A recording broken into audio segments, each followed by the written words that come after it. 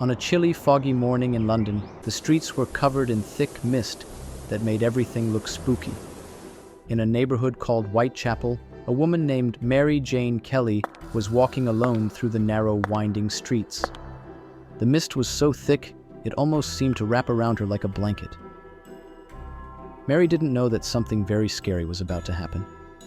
She was about to be caught in a terrifying mystery that would frighten people for many years. Just hours later, Mary Jane was found brutally murdered, her body mutilated in a way that sent shockwaves through the already poverty-stricken district. This wasn't the first such attack. In the past few weeks, other women in the area had also been killed in the same scary way. These women didn't have much money and lived on the edge of society. Each time, the person who killed them did something very strange and frightening by taking parts from their bodies. The newspapers started talking about these terrible events. They gave the person doing these evil things a name, Jack the Ripper. And just like that, a scary legend was born, and everyone in the town was talking about it. The overwhelmed police department scrambled for leads. Everyone was scared and looking at each other with worry, not knowing who they could trust. Theories swirled like the ever-present fog. People had many ideas about who Jack could be. Some thought he might be a doctor because he seemed to know a lot about the human body. Others thought he might be a sailor who came to the city from the port and could hide easily. The police checked on lots of people, like a local butcher and a barber from Poland. But none of them were Jack. In the end, the police couldn't find Jack, and he disappeared into the streets of Whitechapel, leaving everyone feeling scared and confused. Soon afterwards, some unknown people started writing letters, pretending to be Jack, just to make everyone scared. They teased the police and bragged about the killings Jack did. The newspapers, hungry for any bit of news, made the whole city even more frightened. They made Jack sound like a terrible monster, a symbol of all the evil things in the city, making everyone think that the city was full of trouble and problems. The Ripper's victims were women already marginalized by poverty and social stigma. One of these women was Mary Jane Kelly. She used to work in a factory, but then things got really tough for her, and she had to live a very hard life. Sadly, what happened to her and the other women is remembered mostly because of Jack. People often forget that these women were real people with their own stories and dreams. Instead, they are mostly known because of the scary things that happened to them.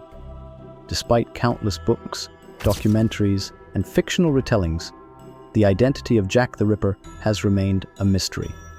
Some think it was just one person, while others believe there might have been more than one.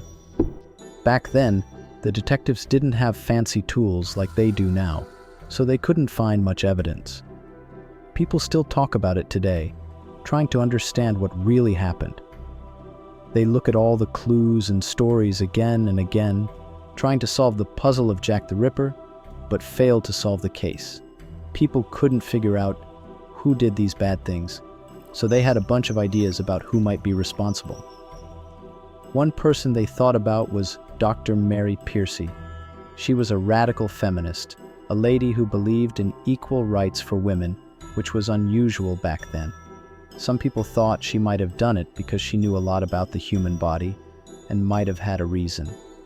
Then there was a man named Aaron Kosminski, who was a Polish immigrant with a history of mental illness, but there wasn't much proof about him involved in the killings of women. There were other people on the list too, each with their own secrets and stories, but nobody knew for sure who the real culprit was. They were all like characters from a scary story, forever linked to the mystery of the Ripper's crimes. The Ripper's case also exposes the stark realities of Victorian society.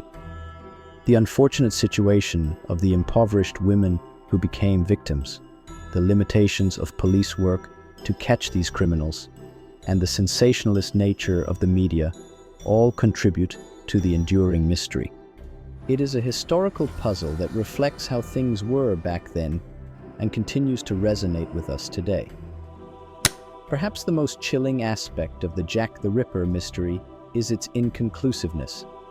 Nobody knows who he really was. It's like a big puzzle that no one has ever solved. Usually in stories like this, there's a big surprise at the end, like finding a secret diary or a letter confessing everything, but not with Jack the Ripper. He's like a ghost from the past, hiding in the shadows. And because nobody knows who he was, people keep on guessing and guessing, even after a century.